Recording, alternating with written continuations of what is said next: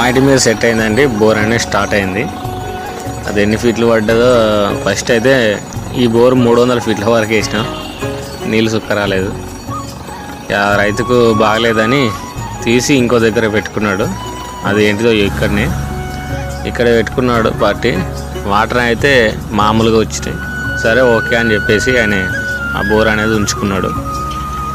ఇదండి ఈరోజు వ్లాగ్స్.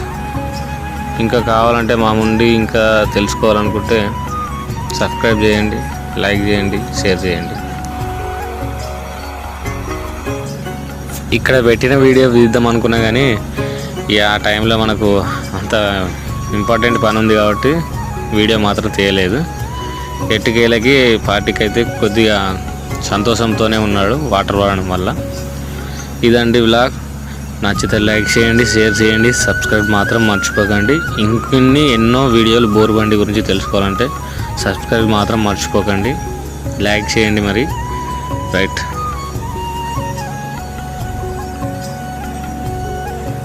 ప్రతిదీ దీంట్లో బోర్ బండి గురించి వివరిస్తాను. ఇక నుంచి అవే వస్తాయి చూడండి.